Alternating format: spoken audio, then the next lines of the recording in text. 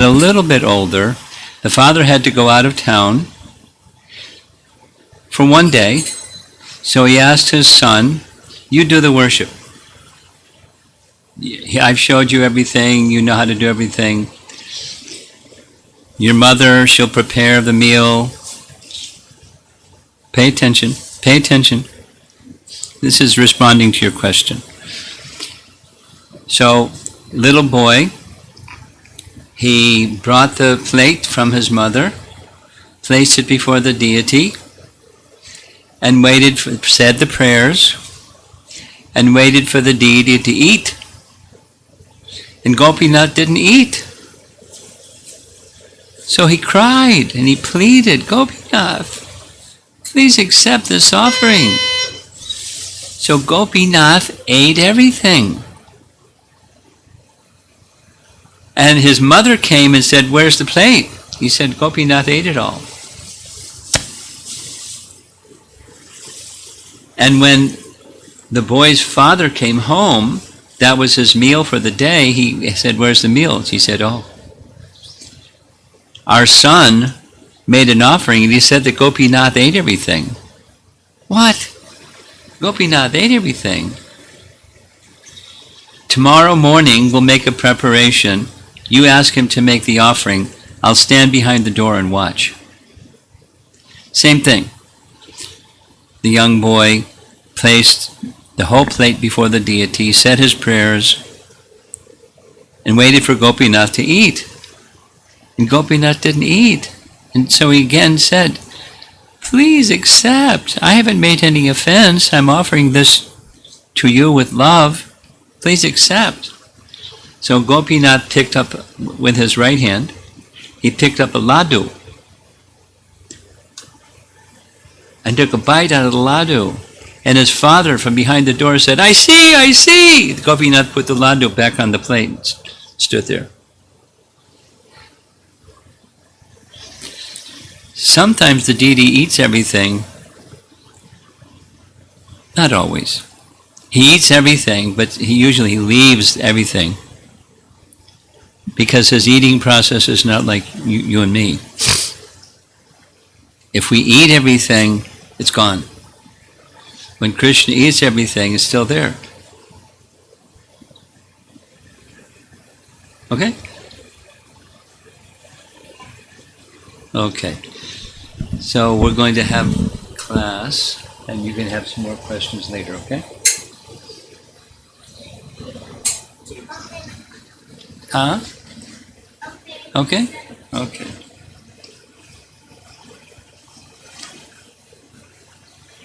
You know the words to Jai Radha Madhava? You do? Fantastic. How about you? Also? Yes or no? Do we have the words in someone's phone? The Jai Radha Madhava words? So he knows? He knows. He's making like he doesn't know. But he knows. Okay. Jaya Radha Madhava Kunjabi Hari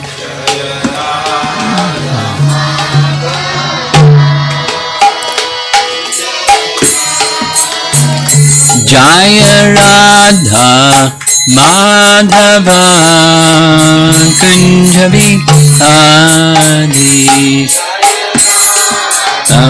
Madhava Kunjabi Hari Gopi Jana Vallabha Girivardhari Gopi Jana Vallabha Girivardhari Gopi Jana Vallabha Girivardhari Vallabha Girivardhari Jasodhanandana Vrajachandana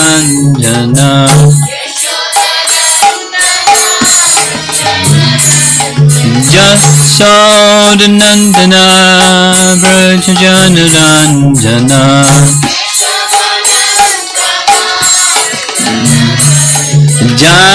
Jamunatira Vanachadi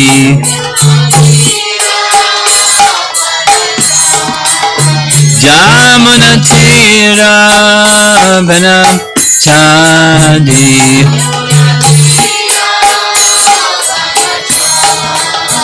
Jaya Radha Madhava Kunjabi Adi Jaya Radha Madhava Kunjabi Jaya Radha Madhava Kunjabi Adi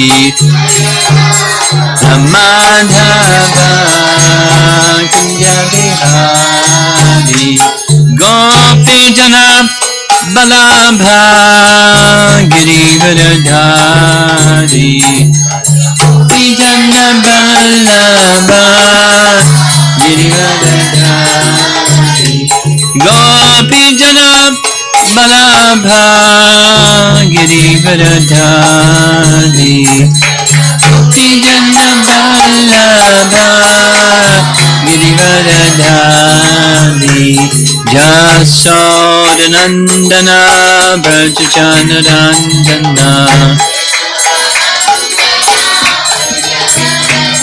Jasodanandana Vrajajanaranjana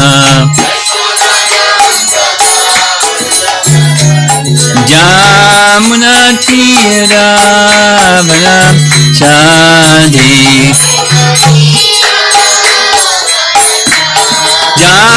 Jamunatira Vanachadi Jaya Radha Madhava Kunjabi Adi Madhava Kunjabi Jaya Radha Madhava Kunjabi Adi Kunjabi Adi Jayom Vishnu Pad Paramahansa Parivijagacharya Divine Graces Shri Bhaktivedanta Swami Srila Prabhupada Ki Gaura Premanandi.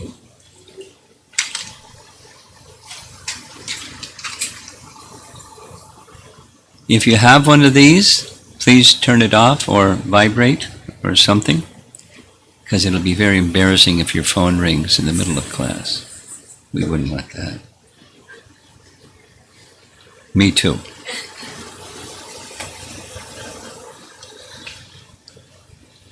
Om Namo Bhagavate Vasudevaya.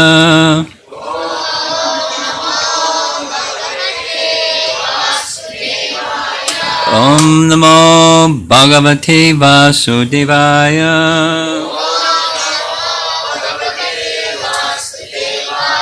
Om Namo Bhagavate Vasudevaya.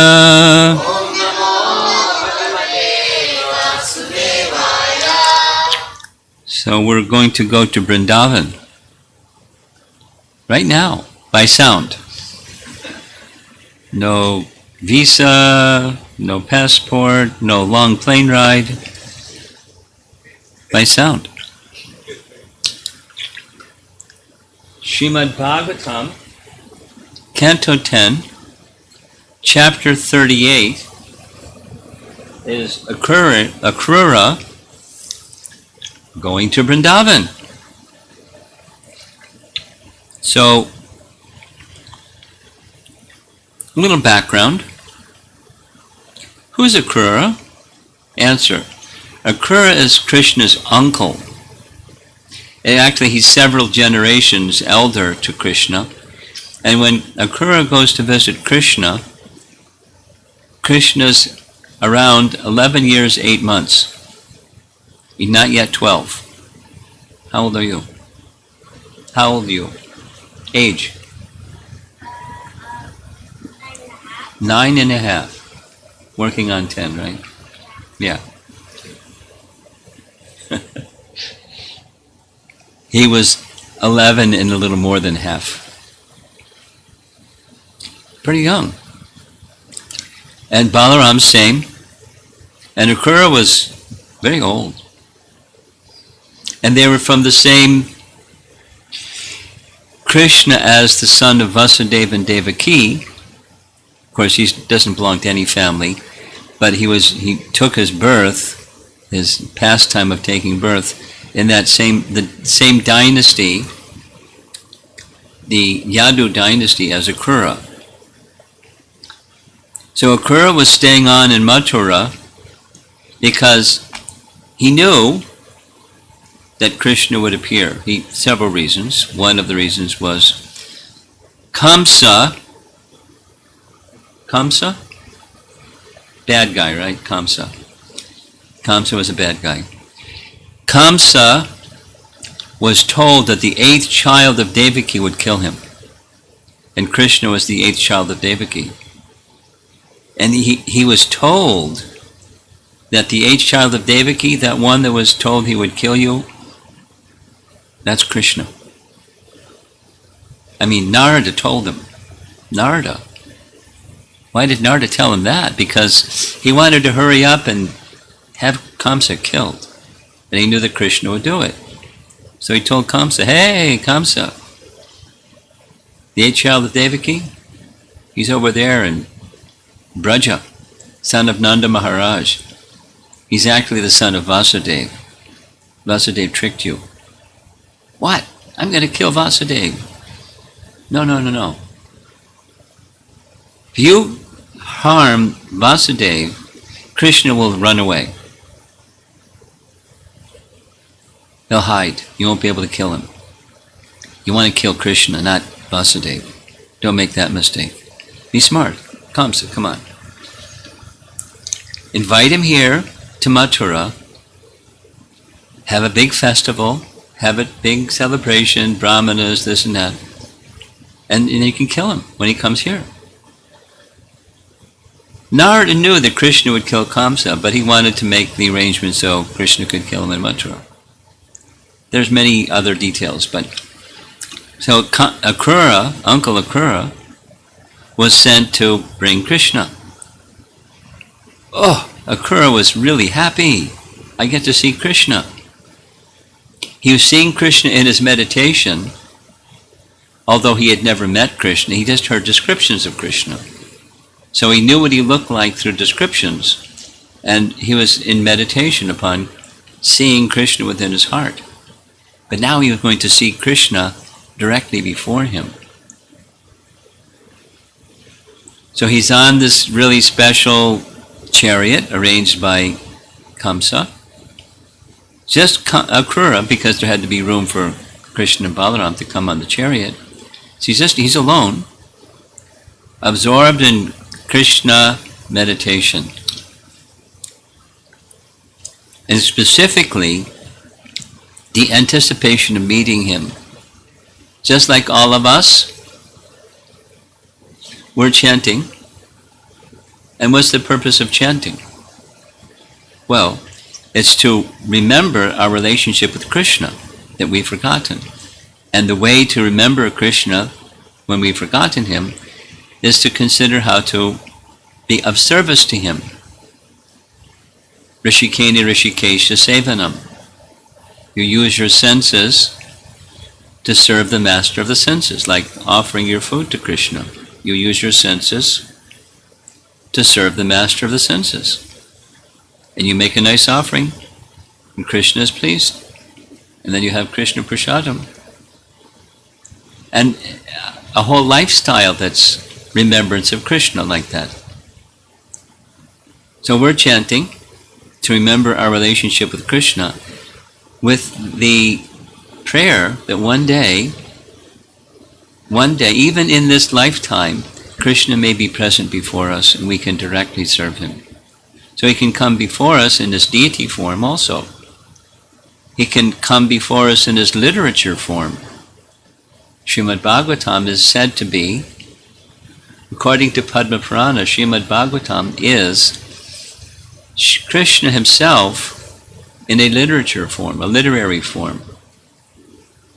Just like the name is Krishna himself in a sound vibration form. So we're chanting and we're reading and maybe we're worshiping, but we don't have that realization yet.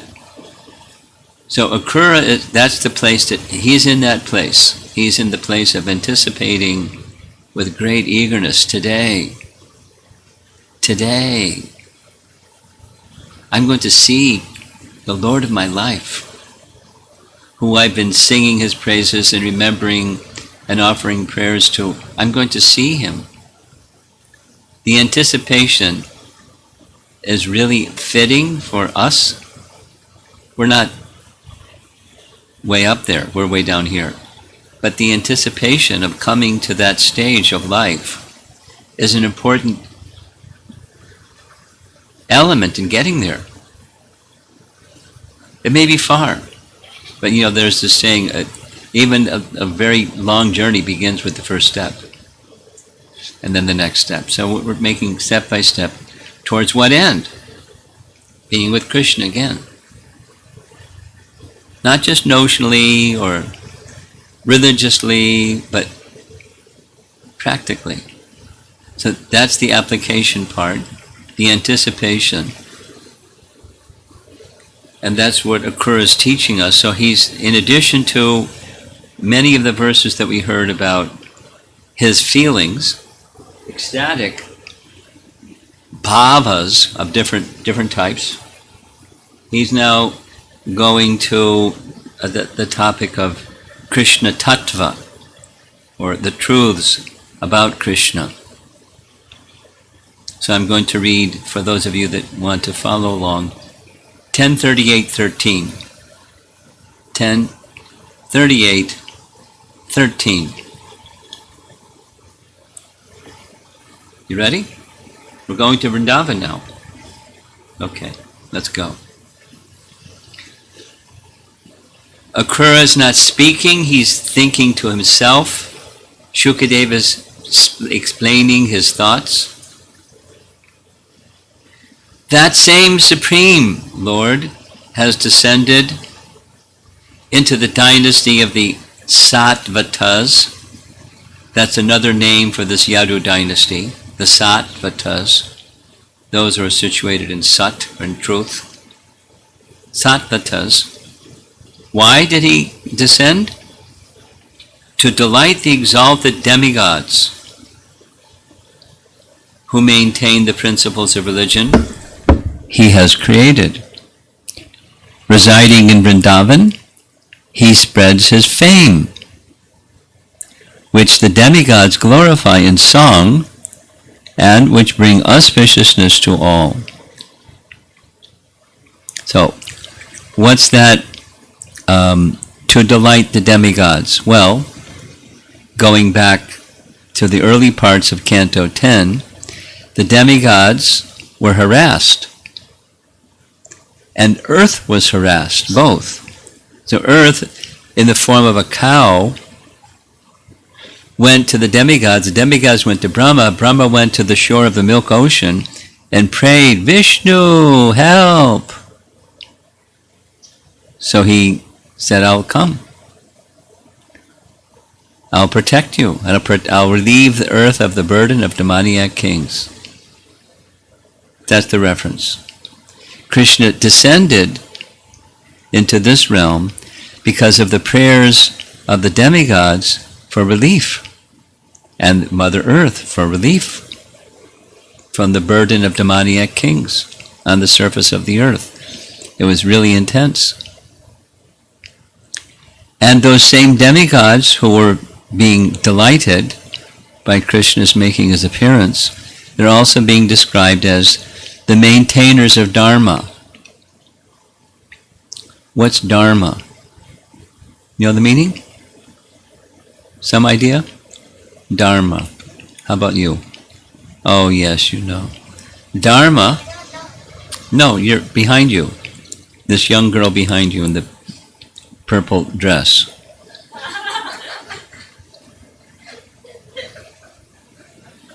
Dharma, commonly dharma means religion or religious activity, duties that are prescribed within Scripture. There's a deeper meaning or a more literal meaning, and dharma means that which sustains. So that which sustains the living entity is their constitutional position of being in service to the Supreme. There's a long explanation. Well, I'll do it a little bit. A shorter explanation than the long one. Prabhupada liked to speak about this topic because religion can change. Supposing someone's born in this one, they can become that one, they get married, they take up that one, and all around the place. You can change the belief that you have from this one to that one, if religion means belief system. But you can't change that which sustains the living entity, the essence of the living entity. So the essence of the living entity is what? That which is the essence of the living entity is service. Supposing you don't serve God, you serve somebody. Everybody serves somebody. In this example, that example, it's the constitutional position of living entity to render service. So, done. Sanatana Dharma is that which doesn't change. Service to the Supreme. So the demigods are upholders of those principles, time, place, circumstance, but the principle of service to the Supreme, and they uphold them. It's one of the things that they do. They maintain the universe, obviously. They have different departments of activity that they oversee this and that. They maintain the government of the universe. That's what demigods do. But they do it by theistic conduct, by upholding Dharma. Because there's power in upholding Dharma. There's spiritual power. They're empowered to do what their service is because they're upholders of Dharma.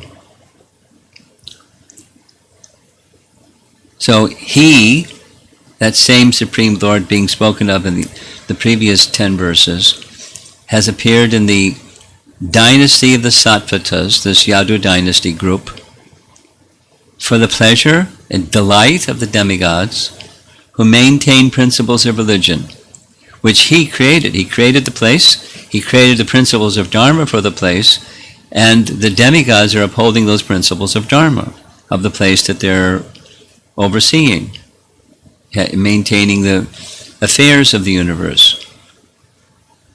And he's residing in Vṛndāvana, and that's where I'm going. He's like, I can't wait. Very enthusiastic. Very enthusiastic. And what do the demigods do? Well, another thing that they do, besides maintain the affairs of the universe and uphold the principles of Dharma, they they sing the songs of the glories of the Lord. And by singing those praises of the Lord, it's helping them to create an atmosphere of auspiciousness for everyone within the universe. So we're not controllers of the universe, but we can create auspiciousness all around us by the same method. That is, hear, chant, and remember the topics of the personality of Godhead. It's good for us, and it's good for the whole atmosphere. Even, the trees outside, or the little bugs. Little bugs? Yeah. Good for them too. Or like, is that a plant over there in the corner? No. Sometimes people have, yeah? Sometimes, is this a plant? Okay. So there's a plant over here. Nice flowers. But the plant is growing because there's a soul inside. In the root region of the plant is where the soul is. And so when we have kirtan, that soul is getting spiritual benefit.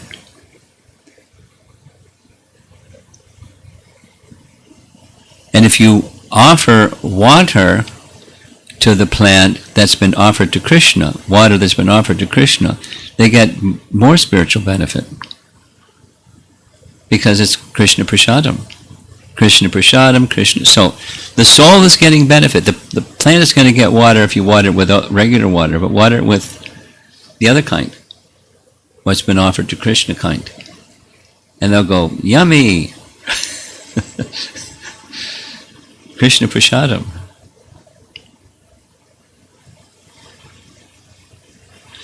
So by the activity of hearing and chanting, auspiciousness is created in the atmosphere, and all living entities receive benefit. Although we're just sitting here in one room, the benefit goes beyond this room. Okay, so now we're going to read the commentaries. Here's Vishwanath Chakravarti Thakur. He says the word in this verse, this morning's verse, yat means fame. That's all. Jiva Goswami writes, the Lord who glances over Prakriti, because that was discussed 2 verses ago. We're on verse 13. In verse 11, Akrūra was speaking about this same Krishna who I'm going to see. He's the same one who glanced over the field of the material energy, Prakriti, to bring about creation. I'm going to go see him.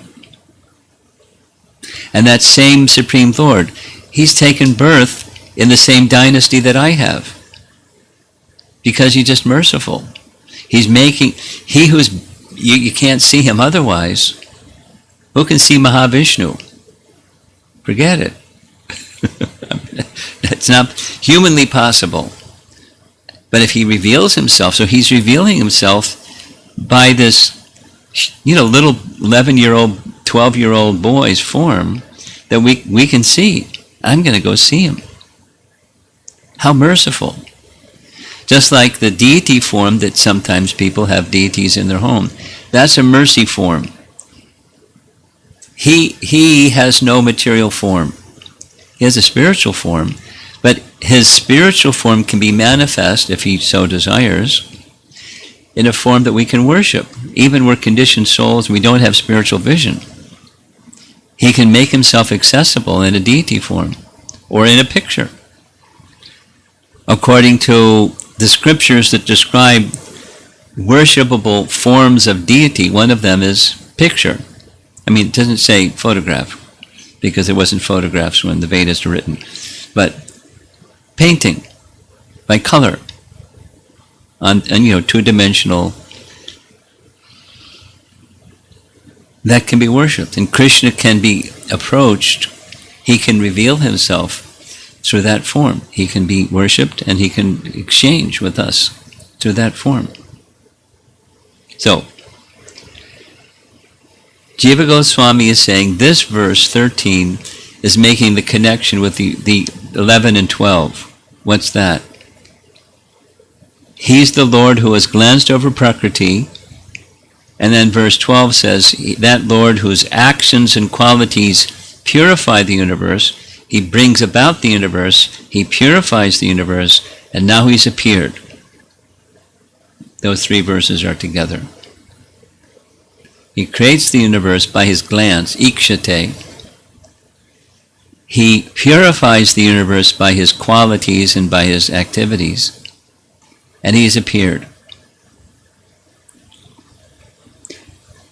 In the verse, the word kila is found, which kila means something that's well known. Kila. Something that's well known. The devotees know, the perfected souls, the Atmaramas, they know it's truth. It's just like an exclamation point. He acts for the benefit of the devatas like Brahma and Shiva who maintain Bhagavad Dharma. They're doing their duties in the universe, and at the same time, they're doing Bhagavad Dharma. We can do Bhagavad Dharma.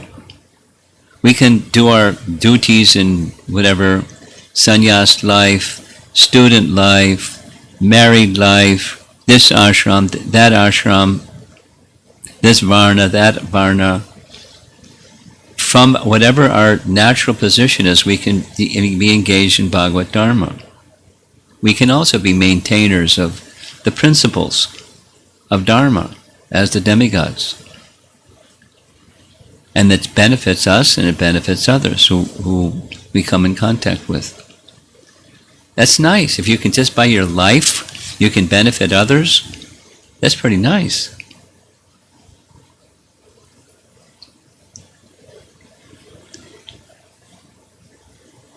Not only does he benefit those who see his avatar form, he spreads his fame, which the devatas, who are most worthy of worship, glorify, and which is beneficial for unlimited beings, even the lowest beings, even Krishna's partial avatars, angsa avatars, like angsa avatars.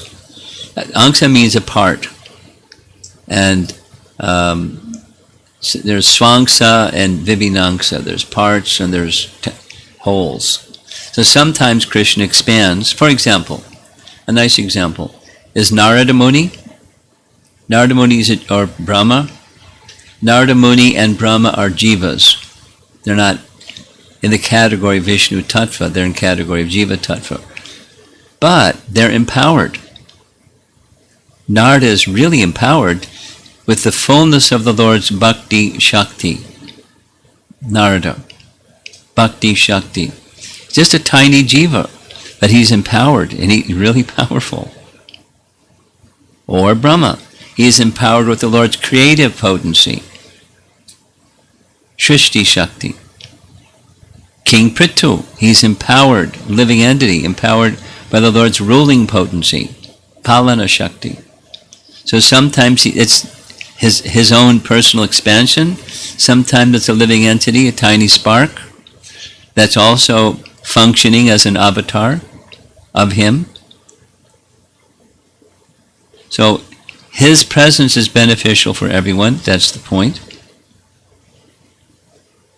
Even Krishna's angsa avatars are special. The previous verse, text 12, explained that.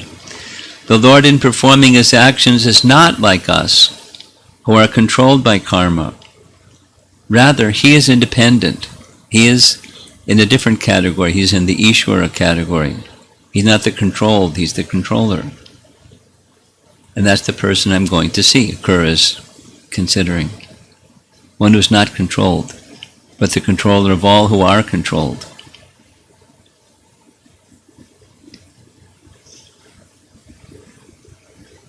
Next is Sanatana Goswami. Sanatana Goswami is one of the 6 Goswami followers of Chaitanya Mahaprabhu. Some of you are newer, so just a little background. You all know who is Krishna.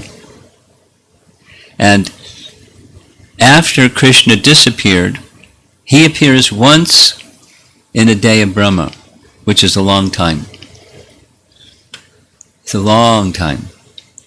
In one day of Brahma, there's 1,000 cycles of the 4 yugas. And one cycle of the 4 yugas is 4,320,000 years. That's one cycle of 4 yugas. And then there's 1,000 of those. And once, in that period of time, Krishna appears. And after Krishna appears, once in a day of Brahma, at night Brahma goes to sleep, of equal duration as his day. So, after Krishna departs, Lord Chaitanya appears, once in a day of Brahma, to teach the way of surrendering to Krishna. You've even the beginners, you've begun to study Bhagavad Gita, Yes? So, the concluding teaching of Bhagavad Gita is, have you learned some verses yet? Do you know this one? Sarva dharmam parityaja mamekam sharanam braja aham tvam sarva papebhyo mokshayishyami ma suchaha.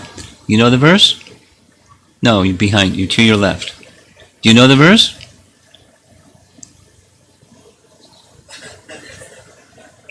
Let's say it together, those of you that know.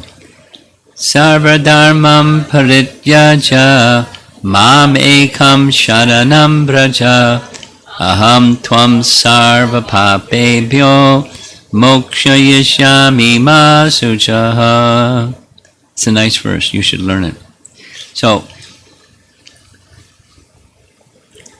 all varieties of dharma, because we were speaking before about dharma, they're secondary to one ultimate principle.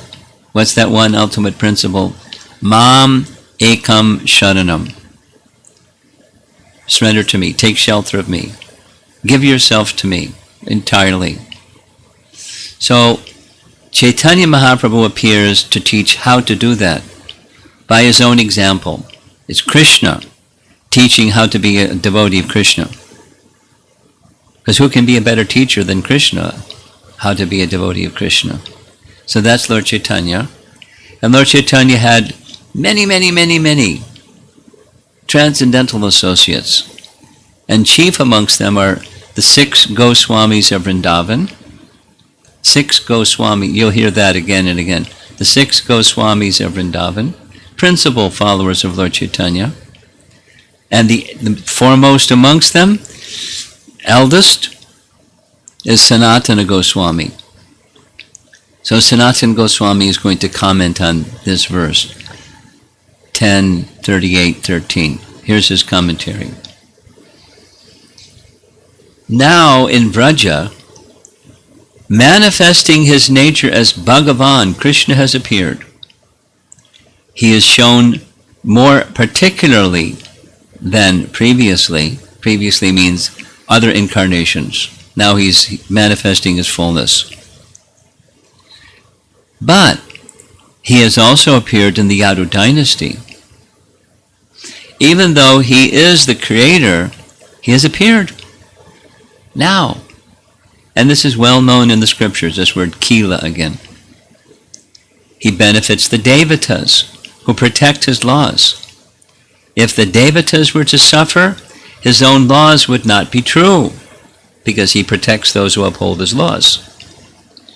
He benefits Brahma, who institutes his law. Institutes. That is, Brahma had the knowledge of the Vedas manifest in his heart, and he spoke them. And he, Brahma, creates the praja, the offspring, that fill up the universe, and he gives the principles of Dharma for them to live by. That's what's being said. So Krishna is appearing to benefit Brahma, to help him uphold Dharma. The Lord appeared in the world by Brahma's request. The demigods at the shore of the milk ocean appealing, Vishnu, please help. So the Lord appeared at Brahma's request. It was said, Vikhana Sartita, Brahma prayed that you come. By benefit, that's a text from 10th canto. By benefiting the creator of the world, all beings of the world get benefit. Paragraph. Spreading his fame more than previously, Vistarayam, because he displays unlimited qualities of Bhagavan, he lives in Braja. Now, Braja is kind of like a contrast to a place of many virtues and qualities and opulences, because Braja is cowherd village. Simple. Although its appearance is simple, its spiritual opulence is unsurpassed. It doesn't show the worldly kind of opulence, it shows the spiritual opulence. This display cannot occur elsewhere. He displays his unlimited powers. Ishvaraha. As Ishvara, by his desire alone, staying in Vṛndāvana, he can relieve the earth of its burden by killing Kamsa and benefit the Devatas in order to spread his fame. The Devatas sing about the Lord, who has unlimited auspicious qualities, from whom unlimited auspiciousness arises, who is auspicious for the materialists, those who are aspirants for liberation, the already liberated and the devotees. He is auspicious for practitioners as well as persons who are perfected. Thus, he should somehow come from Vraja. Come from Vraja means he wants Krishna to spread that auspiciousness outside of Vraja, starting with Mathura, starting with, help, take care of this wicked Kamsa. Because the people in Mathura and all over the place, they're afraid of him. And they have reason, because he's mean and he's very powerful. And people cross him, they're dead. You know, he's a bad guy. He's a real bad guy.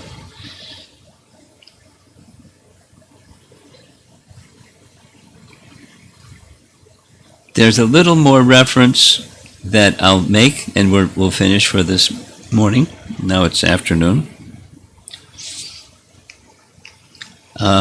There's a reference to this verse, 10:38-13, found in one of the biographies of Lord Chaitanya, because we talked about who was Lord Chaitanya already. Chaitanya Bhagavat.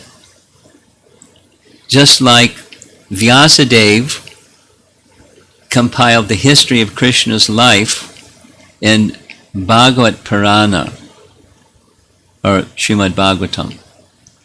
That's Vyasadeva's composition. So there's a similar composition about the life of Lord Chaitanya called Chaitanya Bhagavat. Bhagavat Purana and Chaitanya Bhagavat. And there it says, the Lord always enjoys pastimes with his servants. He incarnates for the sake of his servants.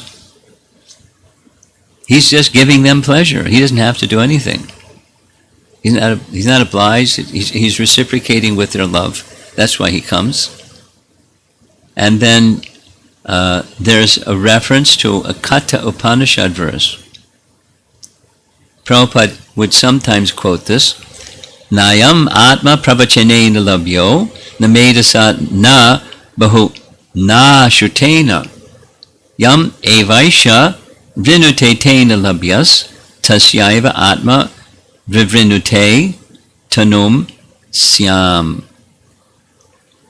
The translation: the Supreme Lord is not obtained by pravachanena, expert explanations, by vast intelligence, medasa, or even by much hearing, bahuna shrutena. He is obtained only by one whom he himself chooses. To such a person, he manifests his own form. That's Katha Upanishad. So Akrūra is going to see Krishna. And he's in the beginning of his prayers, he's thinking, how am I going to be able to see Krishna? I'm a materialist, I'm an absorbed householder, I'm not a learned fellow, I'm not a renunciate, I'm not a big sadhu. How is it possible? I have no qualification. It's humility. And then he says, well, wait a minute. Krishna is merciful. And Krishna shows himself to whoever, like this is saying, to whoever he wants to show himself to. So there's a chance I'll actually see Krishna. I've been eager. And then he says, it's definitely a fact. because I'm doing some service for him, so I'll see him. And he's there. So he goes through these different ecstatic emotions, and this verse is confirming the same. Katha Upanishad. We are not eligible to see him unless he wishes to reveal himself to us. So we're like your son's question about making an offering. We may not see Krishna eat everything, but he eats everything. And he leaves prasadam. Now he can eat. In our Prabhupada set up this practice in our temples all over the world. Here's a nice Prabhupada story. Once upon a time, Prabhupada sent 3 householder couples to London to establish a temple in London. And they're really nice devotees. And they thought, the best way to make London Krishna conscious is if the Beatles could become Krishna conscious. And then the whole of London would become Krishna conscious. So they targeted helping the Beatles become Krishna conscious. But they did it very smart. They just brought prasadam. And they were friendly, and they were musical, and they never asked them anything. They made friends through prasadam.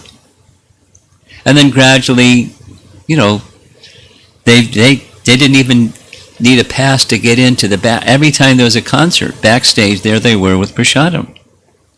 And then when they had recordings, they were there with prasadam, and they're just part of the Beatles' life. And at a certain point in time, one of those 3 couples, there was a lady, Yamuna Dasi, that had a superlative voice. And George Harrison said to Yamuna, she told me this story twice. George said to her, "You sing so nicely. If you want, I can make you famous. I know how to do it. Just tell me. I'll help you do it." She said, "Let me think about it." Because you can do that, become famous for Krishna. She came back a few days later, she told me, and said, "No, I don't want that lifestyle. I just want to sing for Krishna." So then George said, "Okay, let's make a record for Krishna, right in the studio." So it was a best-selling. Now they don't do things the same way, but however they do it, I don't know. Digital today, but then it was recordings. It was a 45 RPM. One side was the Hare Krishna mantra, and the other side was the Govinda prayers. Govindam Adipurusham Tamaham Bhajami Govindam Adi. So George Harrison did all the musicals in the background. Yamuna was doing the singing. And when Prabhupada heard it, he cried. They gave him a copy. They wanted to see his response, and he cried. And he said, this should be sung in all of our temples, all over the world, when they greet after Mangal Arati, deity service, dressing the deity, bathing the deity, ornamenting, garlands, everything, making the offering to the deity. The food is offered to Krishna. And then curtain opens. So when the curtain opens, we, to this day, in all of our centers all over the world, we sing that song that George Harrison composed, the musical he composed. And one of those songs is the first one. Angani yasya sakalendriya vrittimanti. Angani, anga, sakalendriya, each of his indriyas is interchangeable with his other indriyas. That's Krishna, Govinda. He can eat with his ears, or he can eat with his eyes. We only have one way we can eat, that's this one. But Krishna isn't limited like that. Just like with his eyes he can create. We can't do that. Imagine if you looked at somebody and there was pregnancy or something. that might be a problem. But that's what Mahavishnu did. He just looked at Prakriti and there was creation. So,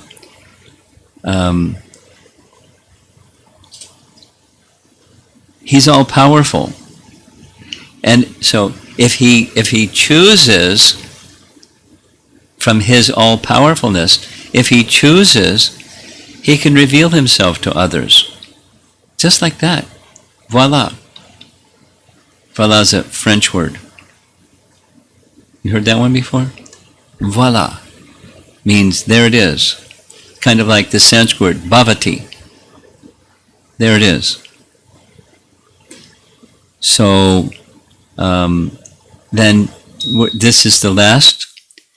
In addition to the verse that we recited this morning, 10:38:13, I'll read it again at the end, but there's another one from Canto 10, Chapter 63. Canto 10, Chapter 63. With various intentions, this is a translation of a verse, you perform pastimes to maintain the demigods, the saintly persons, and the codes of religion for this world. By these pastimes you also kill those who stray from the right path and live by violence. Indeed, your present incarnation is meant to relieve the earth's burden, which is exactly why he appeared, because the demigod said, please relieve the burden of the earth from these demoniac kings. They're torturing people, they're horrible people, and it's not just one or two, the place is overrun. Please come, please help. It's beyond our control to do anything with these people. So Krishna came, brought auspiciousness, and he relieved the earth of the burden of those terrible people. He gave them liberation and made everything nice during Krishna's pastimes. So even for persons who are non-virtuous, non-religious, don't follow Dharma at all, even for those persons, he can make himself visible and elevate them. And if they just are very, very stubborn, he can liberate them. By those killed by Krishna, they achieved liberation. Now he knows that. Akrūra knows that. And he knows that he's going to kill Kamsa, and Kamsa is going to get liberation. Isn't that nice? The earth gets relieved, and Kamsa gets liberation. So he's so merciful. He came into this world to bring this auspiciousness by his qualities and by his pastimes. I'm really looking forward to the next step. Bring auspiciousness to Mathura. And when Narada visits Krishna, just before Akrūra visited, that morning, the very morning that Akrūra left Mathura, Narada had already visited, the same day, had already visited Krishna and said this, more or less the same thing. I long to see the day when those of your devotees here and there and all around, they're fearful of these demoniac kings. I long to see the day when you relieve them of that fear, because by your own spiritual potency, immediately their fear will be dissipated. And these terrible persons, they'll be liberated from that position of terrorizing others. I long to see the day. So, Akrūra is pretty fired up for that too. He really wants to see Krishna free the Yadu dynasty family members, because before Kamsa became king, who was king? Ugrasena, his father. So what did Kamsa do? He threw his father in jail. Not a nice guy. Threw his father in jail, and his sister put her in jail, along with Vasudeva, and then proceeded to kill the first 6 children. He's not a nice man. And everyone was like, so the Yadu dynasty, when he took over, we're out of here. They fled for their lives. But they're actually the ruling family, and he's just like a terrible person within the ruling family who's just a terrorist. So they really want to, they were afraid of him. They wanted to see relief, please. So Krishna came to give that relief. And Akrūra is the facilitator for bringing them that relief. He's really happy to see Krishna and to see not only his family members, but the whole planet Earth relieved from that burden of these demoniac kings. So that's our discussion. It's been 1 hour. Let's see if there's some comments or questions. Yeah? Guru Maharaj, I have two questions. One is just to check my understanding is correct. That Kathopanishad verse where it says Yame Vaishya Vṛndāvana Tena Labhyas. That shloka, it says that Krishna reveals his mercy himself to whomsoever he wishes to do so. Yeah. So then, can I connect that with the verse that Rupa Goswami has written, Atasri Krishna Namadi, and then there also Swayam Eva Sparadhyatah? Yes, same. So, yes. So the Krishna reveals himself to those who are qualified, who wishes, but then the qualification is... Yes. Now, there others could see him, like Kamsa saw him, or the washerman saw him, or others that weren't devotees saw him, but they didn't see him as he is. Svayameva Svaratyada is to see him as he is. And then there's a qualification to see him as he is, and that's purity. But others, when Krishna came, they could see him, but they just couldn't see him as he is. They saw him in different ways.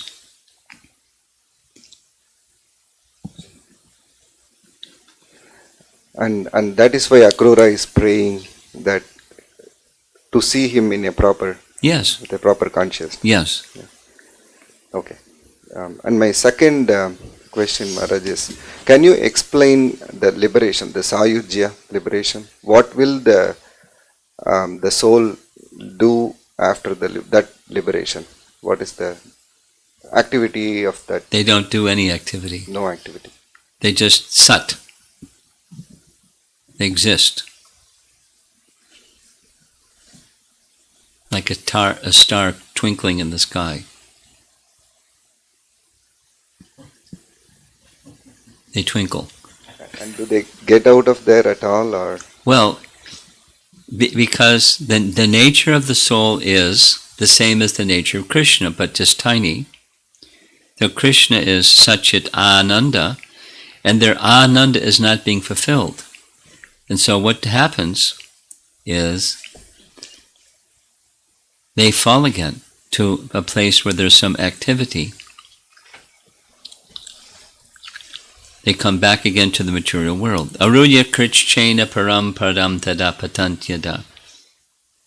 So they come back again to an embodied position so they can have activity to experience material happiness, but there is no ananda in material happiness, but they have another opportunity to engage in taking shelter of the Supreme Person. And that Brahmananda is not the same as Premananda.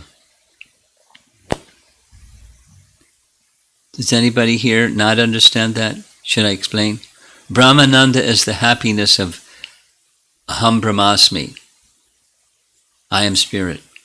And Premananda is the happiness of love in relation to the Supreme Person. Parama Purusha, the Supreme Person. In loving exchange, that's Premananda. It's said in the scriptures that the happiness that's in Brahmananda cannot even be compared to one fraction of a drop in an ocean of the happiness of Premananda.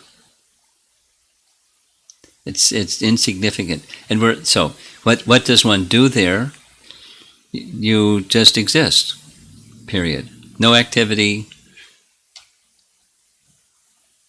Cessation of material misery That's negation of material misery, but no positive happiness other than I exist.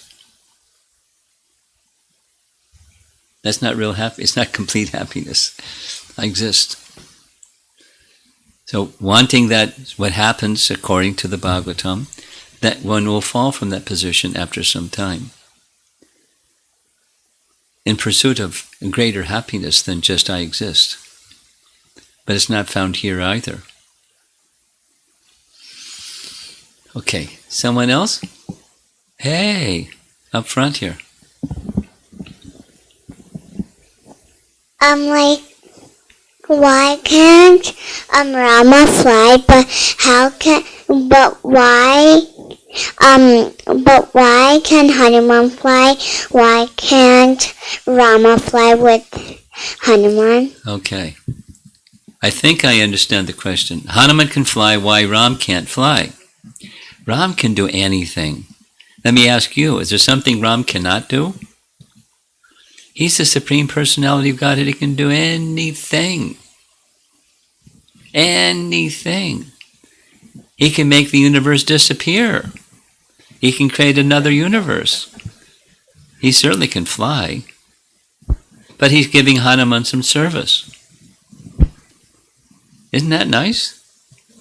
He doesn't need anybody to do anything. But he gives others some service to do. And sometimes Hanuman's ability to fly is really helpful. So he gets the chance to serve. Okay? I have another question. You have another question. Why does Hanuman need a gada? Can he just have a bow and arrow like Rama?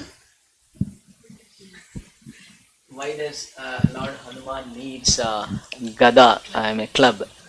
Can't he use bow and arrow like Lord Ramachandra? Sure, but he likes a club.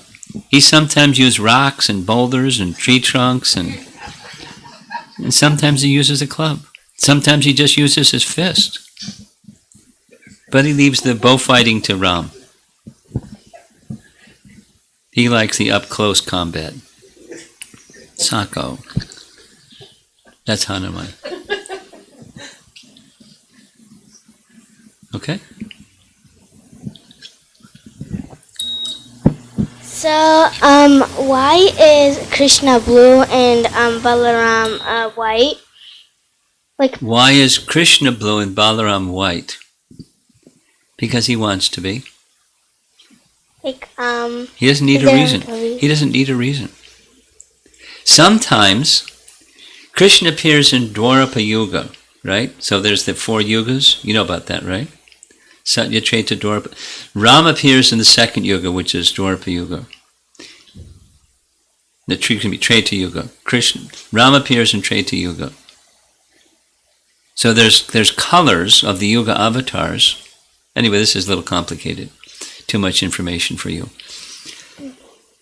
Krishna's one explanation of why Krishna appears in a darkish color, besides that's his color, so he appears in that which is his color. What happens when you do some coloring sometimes, right? Yeah. Okay. So supposing you take your paint box and you mix red and blue and purple and green and orange and this and that color, and you just mix them all up. What does it come out?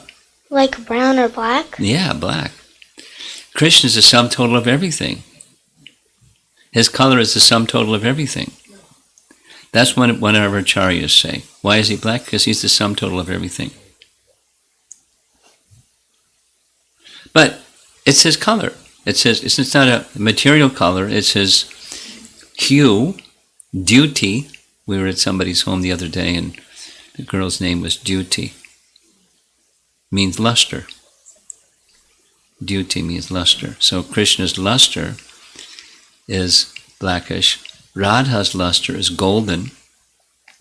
And Balaram's luster is white like milk. So it's just his color, or his luster. Okay. Okay. In the back there. Hare Krishna Maharaj. Like in Bhagavad Gita, Lord Krishna says, like, He's the giver of remembrance and forgetfulness. Right? So, generally my question is like, I remember mostly the material things, but not the spiritual things. So, in that case also, the Krishna is playing a role, like He's Sure. giving like forgetfulness for me to remember the spiritual or what about Him. Well, he's the source of both, and he's reciprocating with our tendencies. We discussed this word the other day, vasana. Yes. Remember that? Yes. Vasana. Vasana, in one sense, I'm going to ask a Sanskrit scholar this question, and I know who I'm going to ask. But samskara is also translated as impression, and vasana is sometimes translated as impression. So what's the difference between the two? I'm not a Sanskrit scholar, I'm going to ask. But vasana carries another connotation. It's like a tendency. Long-standing tendencies built over many lifetimes, that's a vasana. It's due to impressions, but impressions stored and built up, and they become like our vasana, or tendencies. So, you and me and all of us, we have our tendencies, and the tendency moves in the direction of the world around us instead of the world within us. You know, the affairs, subtle as well, subtle and gross affairs of this world, and we're less inclined, we're less prone to, or less habituated to pay attention to the world within us, the happiness within us. So, Krishna knows your vasanas, and Krishna is willing to help you, but it may take a little time, it may take some purification, and for your bhakti to grow, and then Krishna can relieve and eliminate some of those tendencies, and then the tendency starts to become the healthy one, the spiritual one, the natural one, that's of the soul. But we just have to. So your question is, where is it coming from, and why? It's coming from Krishna because of our tendencies, long-standing tendencies.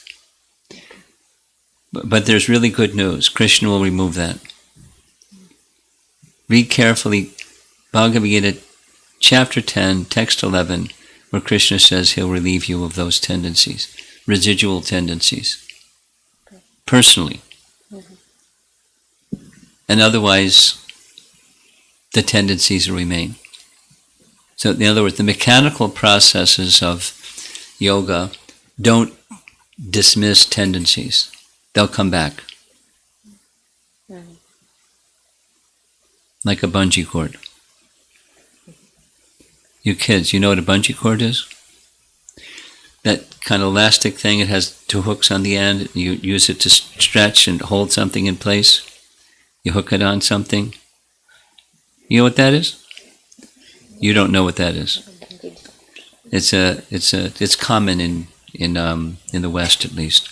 So when you unhook the hook, the elastic goes back to where it was.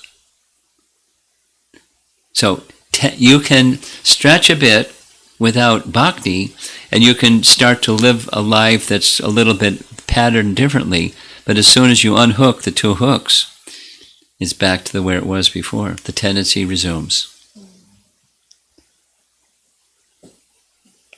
So what breaks tendencies is Krishna.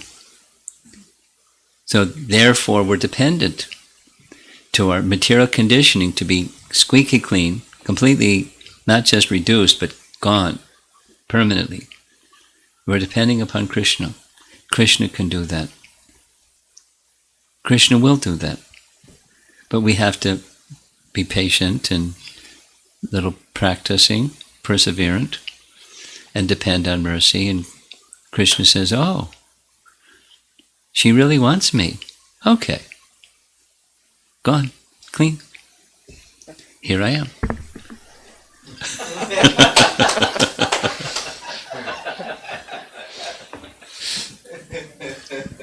Thank you, Maharaj. It's not quite like, snap of the fingers, but it's a gradual, it comes to that stage. Krishna wants to, he's examining, what do you really want?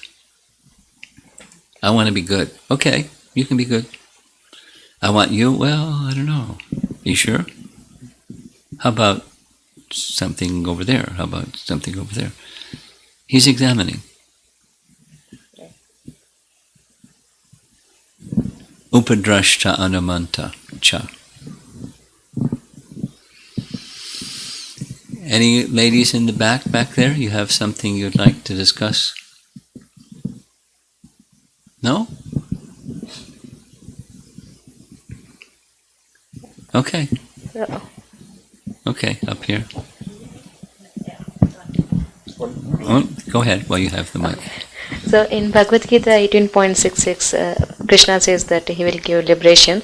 So what kind of liberation he's talking about in that sloka, Maharaj? Like in out of 5 liberations. Which Sarva dharman parityaja, sarva papebhyo moksheshyami ma socha.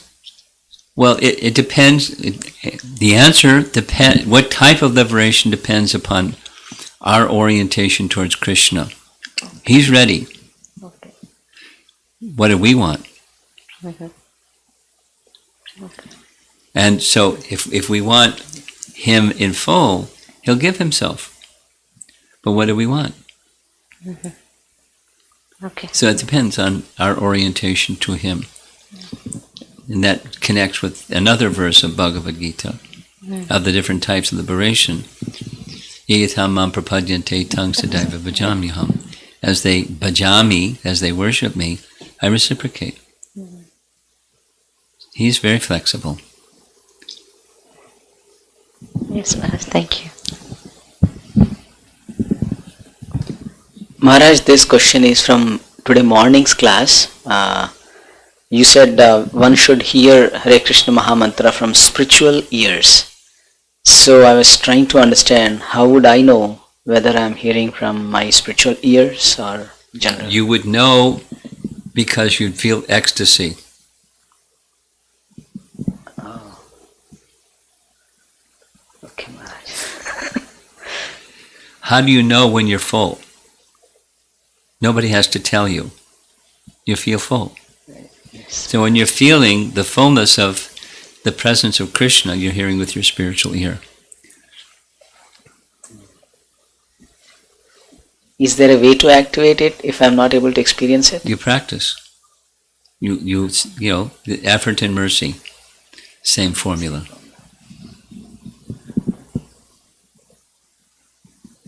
Online? Yeah. Question from Amara Mataji. Are vasanas and fruity work similar? Can you kindly elaborate on why one is attached to fruity work? Well, they're similar but different, obviously, because they're two different terms. Karma means what it means, and vasana means what it means, and they're similar, but they're not the same. Karma, you know, I can give the definition, but she knows the definition. Karma means action, reaction. Vasana means tendency. There's two different terms, two different meanings. There's some overlap, but they're not the same. And this second is, what was the second? Can you kindly elaborate on why one is attached to fruity work? Oh, that's easy. I want to enjoy. That's why. And that's the way to enjoy. Get stuff, and then I can enjoy. So let me go work to get stuff so I can enjoy. Because I want to enjoy. Parentheses, separate from Krishna. That's fruit of work. What's work? There's a tendency. I want to enjoy separately from Krishna. Okay? This question is from Sanchari. I wanted to first check if the following understanding was correct. When you were speaking about Akrūra's analysis of his own emotions, as he went from humility to the spiritual understanding, in thinking of how, while his feelings of humility are in the spiritual platform, Yeah.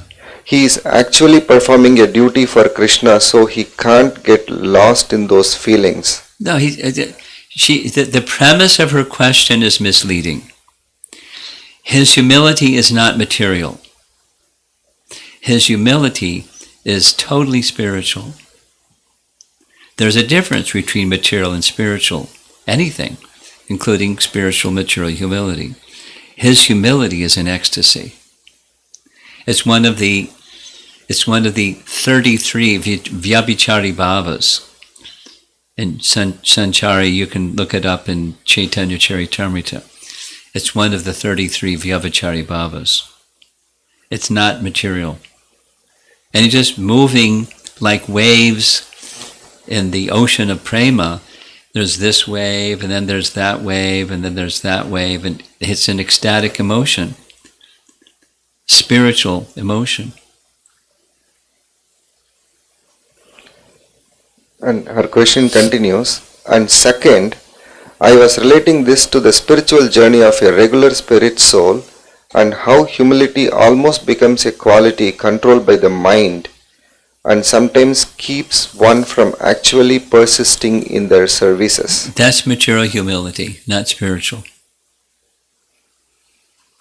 So I was just thinking about this in a general sense. In these instances, how does one follow in Akrūra's footsteps in changing the frame of thinking to continue forward?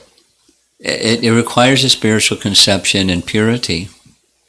So you have to strive for spiritual conception and purity, and then you can follow Akrūra.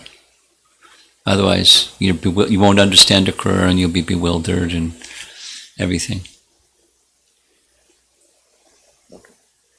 Next question. If someone is aspiring for Samipya liberation, to be with Lord in his abode Goloka, will that person get Krishna Prema also? Or Samipya liberation and Krishna Prema are different? This is an academic question because supposing that there's the Vaikuntha realm and there's the Goloka realm and there's the Ayodhya realm. So in the Vaikuntha realm, getting the Lord's association has a certain mood to it. In Ayodhya, there's a certain mood to it, and in Goloka, there's a certain mood to it. But getting the Lord's association in Goloka requires something very special. So I don't know what the reference is to her question, but the Lord's association in Goloka is through the mercy of one of the associates of the Lord in Goloka. So, the question itself is a little, I don't know, misleading, incompletely informed of what that kind of liberation means in Goloka. And for the audience here, I don't know if it's really relatable. So I'm just going to go to the next question. That's it. Just for the audience here, there's, according to the Bhagavatam and our Vaishnava literature, prema exists, love of God exists in these three realms. Haridam, and the topmost region of Haridam is Ayodhyadam and Golokadam. And in Golokadam, there's three main regions: Vṛndāvana, Mathura, and Dwarka. It's detailed, but there's degrees of sweetness or madhurya, intimacy, where in Vṛndāvana, Krishna may show his divinity, and it bounces. It's eclipsed by the sweetness of their love, like Mother Jasoda, the classic. She looks inside Krishna's mouth and she sees the universe. And she sees all kinds of things. And she goes, what is this? And she considers what it might be, maybe this, maybe that, maybe that. And that vision just goes, and she gets overwhelmed with her motherly affection. She forgets the whole thing. She can't see his divinity. because of the intensity of her love as mother. She can't see his divinity, although he's showing it to her. And just intensifies her love. So that's Vṛndāvana. And then going further out, Mathura, then further out, Dwarka, then further out, Ayodhya, then further out, Vaikuntha. There's less and less and less of that intimacy, and more and more and more of the majesty, or Aishvarya. So this is just a mini lesson in their degrees of pure love. That pure love which is influenced by sweetness is superlative. The love of the residents of Vṛndāvana is just astonishing.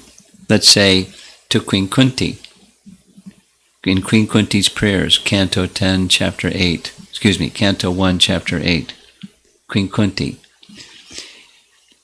She understands Krishna as Supersoul.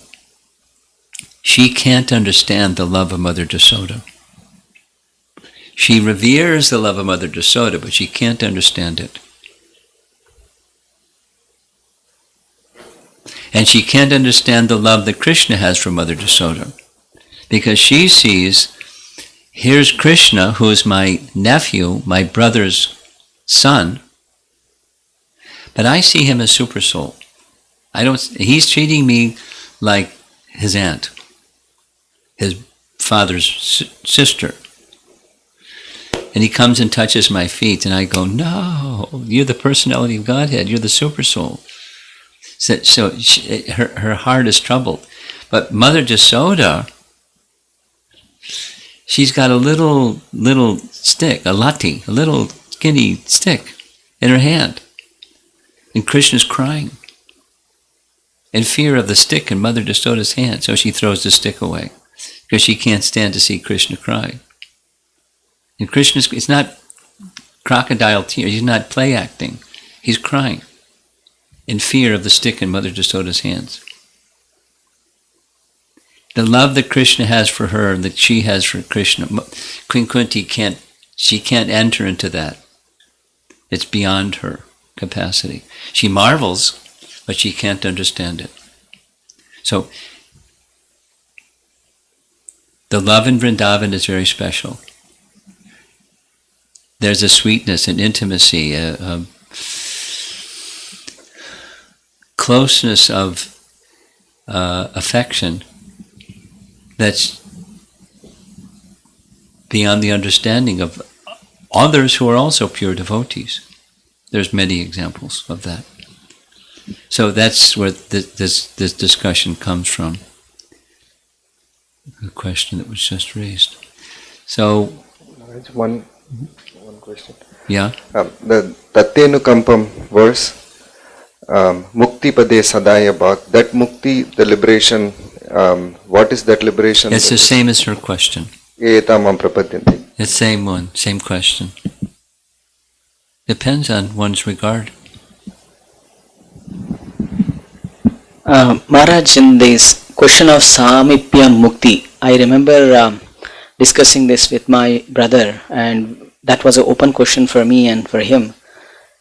Basically, the difference between Samipya and Salokya is, just want to double check if our understanding is right. Salokya means a devotee who will be in Vaikuntha, in the same planet, but he cannot see the Lord directly, but he is in the same loka. Samipya means he is near. So we both had a question mark, so we didn't get that, so want to understand from I'd never heard that explanation before. It's Okay. interesting. And maybe, maybe right, maybe proximate, it may be far off. But to say specifically, Salokya means you don't see the Lord. You're just on the same planet. we don't see the Lord. That seems like a concoction. Okay. Could be Maharaj then. Okay. And is these liberations different from Vaikuntha and Goloka again? Sure. I mean, Samipya here and Samipya in Goloka. Well, those who associate with the Lord in Goloka and those who associate with the Lord in Vaikuntha, the experience is different. The mood is different. Mood is different. Right? Okay, confirmed. Thank you, Maharaj. Yes. When you offer to Krishna, why do you put a tulsi? Why do you do what? When you like offer You put a to tulsi Krishna? leaf? Yeah. Oh, that's a nice question. Because Krishna likes tulsi leaves. Okay. Because tulsi is the giver of bhakti. And so you're giving, along with that which you're offering, a tulsi leaf, which is the product of tulsi who loves Krishna and gives bhakti to others. So Krishna likes. That's why we do, because Krishna likes. Okay, I have another question. Okay. I know that.